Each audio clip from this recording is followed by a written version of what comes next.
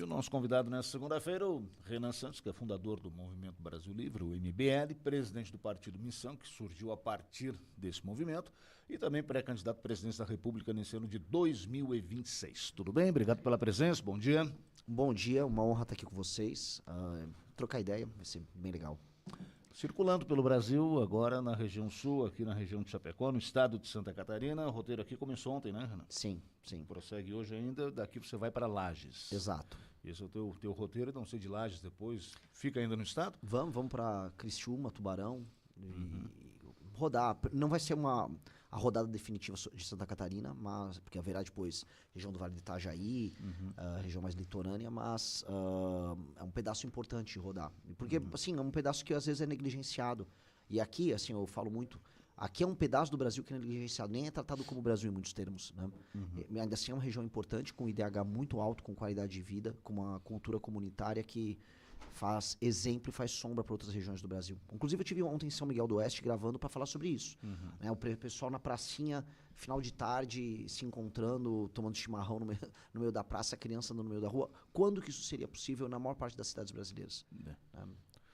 Alguns diferenciais aí no que diz a qualidade de vida aqui no nosso oeste, extremo oeste, daqui você passando então pela Serra, indo para o sul e depois mais tarde circulando também por outras regiões. Mas assim, já deu para passar por boa parte do Brasil? Olha, eu estou fazendo um roteiro que passa especialmente nas regiões mais pobres do Brasil. Porque a gente tem que entender o problema dessas regiões e vir com soluções verdadeiras. A maior parte dos políticos, quando rodam, por exemplo, o tal do sertão, todo mundo tem uma visão, o que é o sertão? A região onde o Lula é mais votado, né? Então, aquela parte que tem um agreste, aquela parte que tem um semiárido, regiões no meião de Pernambuco, no meião do Ceará, Rio Grande do Norte, todas as regiões a gente passou e tentei entender o drama, por que tem baixa atividade econômica em boa parte dessas regiões, como é a indústria da compra de voto. E aí fui no Maranhão, que não é um semiárido, por incrível que pareça, o Maranhão, a gente identifica muito o Maranhão com pobreza, mas a terra no Maranhão é maravilhosa. A maior parte da terra no Maranhão é altamente plantável, inclusive muito agricultor, inclusive aqui de Santa Catarina, a gauchada também que veio para cá, foi para lá, foi virar fazendeiro, foi plantar soja. Então um lugar que tem uma terra boa, mas infelizmente eles dispõem de uma praga, né, uma praga que ela precisa ser combatida, que é o político maranhense. Eu tô aqui para falar para vocês que eu prefiro ser atropelado por uma carreta do que ser governado por um político do Maranhão. É a pior classe política do Brasil, mas infelizmente eles mandam muito mais. Eu vou falar aqui, eles mandam mais até do que os paulistas. Eu sou de São Paulo. A política do Brasil é muito mais parecido com o Maranhão na sua política do que com São Paulo. Quando eu falo então de vocês aqui no Oeste Catarinense, vocês não têm praticamente representação política em Brasília. A voz de vocês não é ouvida. Mas a voz dos políticos de lá é muito ouvida. E infelizmente isso precisa ser mudado. E acho que também é assim uma forma de compreender que você tem as suas políticas enquanto governo, as políticas nacionais, mas o que vale para uma região não necessariamente vale para outra. Então o Brasil é muito grande, né? A gente sempre diz que é um país continental, tem que compreender isso e ter ações assim diferenciadas dependendo da região, né? Sim, mas os parâmetros de avaliação têm que ser os mesmos, porque a resposta que eu ouço dos políticos do Maranhão é essa. Aqui é diferente. Mas o que é diferente? Né? Não existe administração pública na maior parte dos municípios. Eu passei por vou te dar um exemplo. Eu fiz até uma comparação muito forte entre São Miguel do Oeste, uma cidade modelo, posso colocar, uma cidade bonita que tem pra cá, e Santo Antônio dos Lopes, lá no Maranhão.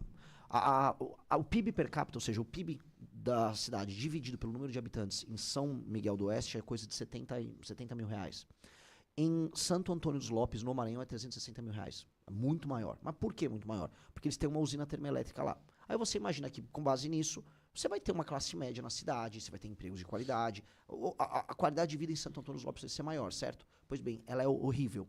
O IDH, que é o Índice de Desenvolvimento Humano, que é um índice que pega todos os indicadores de qualidade de vida de um município em Santo Antônio dos Lopes, é 0,55. Enquanto, que é baixíssimo, é da África subsaariana. Enquanto o IDH, por exemplo, de São Miguel do Oeste é 0,801, que é muito alto, um nível europeu. Então, o que eu quero dizer com isso? Que a administração pública lá é tão ruim, que até nos municípios tem arrecadação, não funciona. A educação é baixíssima, não tem saneamento básico. Você vai tomar uma água ou um suco no restaurante, você cai desprevenido, você vai pegar uma diarreia. Eu mesmo fiquei doente lá, porque esqueci dessa lição e tomei uma Coca-Cola, botei gelo no copo, o gelo derreteu. Né? Então, você tem que estar se policiando. Então, os critérios de avaliação que a política tem naquela região são os piores possíveis. Basicamente, política é um ato de roubar e comprar os eleitores na época da eleição. Por isso que a gente está defendendo agora ó, critério de avaliação objetivo para todos os municípios. Por quê?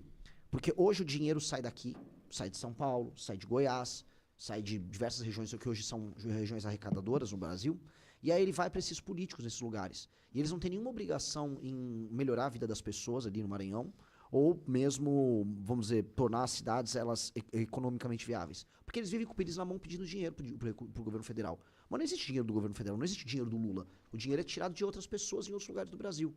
E como não há um critério comum de avaliação, um lado trabalha e paga a conta, enquanto o outro não trabalha e usa o dinheiro. Isso não vale a pena, né? Renan, bom dia. Bem-vindo ao Chapecó Notícias. Tendo em vista que a pauta econômica sua é liberal, como equilibrar essas políticas liberais com a realidade social brasileira, que ela é marcada por uma grande desigualdade? Eu acho assim, quando a gente fala em liberalismo, eu estou falando acima de tudo numa questão de manter contas públicas pagas, entender que o empreendedor e o gerador de riqueza no Brasil, ele está sendo explorado em grande medida, especialmente o pequeno, que é quem paga a maior parte dos impostos. Grandes empresas elas são capazes de obter renúncias fiscais e, do outro lado, ter engenharia contábil para escapar da tributação, enquanto que os pequenos eles pagam a conta. Entender que se nós fizermos um controle de gastos no governo através da despesa, isso todos os papers, todos os principais estudos internacionais demonstram isso, você consegue no longo prazo ter um controle maior da dívida, e com o controle maior da dívida você consegue ter juros mais baratos e dinheiro mais barato para as pessoas gastarem, para as pessoas fazerem dívida, para as empresas fazerem dívida. Então, ser liberal nesse sentido é uma obrigação em termos de respeito com o dinheiro das pessoas e também com o dinheiro público, com a coisa pública. Do outro lado, a consecução de determinadas políticas públicas, especialmente na área de assistência à saúde, assistência à educação, assistência a pessoas em posição vulnerável, não é um problema para a gente nesse sentido. O Estado brasileiro já, em tese, ele nominalmente garante isso. Como garantir isso de fato? Eu sou muito otimista nesse sentido. E aí eu saio um pouco de um elemento liberal clássico, que diz sempre que toda centralização é ruim, e eu entro num outro lado. Por exemplo, o SUS hoje, que é um sistema centralizado, ele vai de encontro a uma lógica liberal do princípio da subsidiariedade, na ideia de que todo mundo pode ter seu sistema próprio de saúde, o setor privado responde isso. O SUS, até agora, não entregou o que ele propõe em termos constitucionais, por mais que seja um sistema que esteja presente no Brasil inteiro.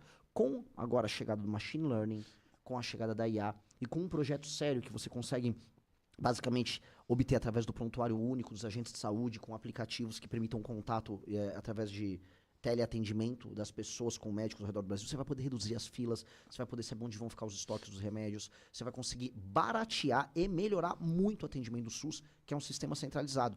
Então, eu sou muito, muito otimista nesses termos. Eu acho que a tecnologia ela vai fazer uma revolução gigantesca em boa parte dos serviços públicos, e aí você vai conseguir fazer isso, você vai conseguir ter um Estado que respeita o dinheiro das pessoas e, ao mesmo tempo, atender elas bem. Então, eu vou numa linha que, para um liberal puríssimo, ela soa diferente, porque eu sou favorável à centralização de serviços públicos por conta da tecnologia, e ao mesmo tempo uma pessoa que não é liberal vai falar, mas não estou entendendo, né? É que dá para conciliar essas duas coisas.